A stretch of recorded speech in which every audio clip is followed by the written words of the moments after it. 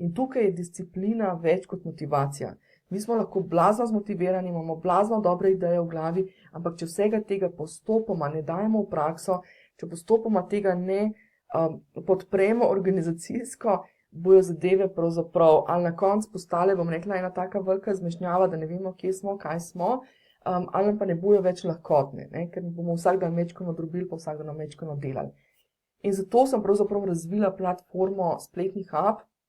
Večkrat sem že omenila, platforma je štartala tako, da je bila pravzaprav spletni učni program, ki je vodil čez določene zadeve, ampak sem kmalu ugotovila, da ljudem manjka tudi tisti del, neka orodja oziroma neki sistemi, neki pomočniki, ki bi lahko pomagali vse te zadeve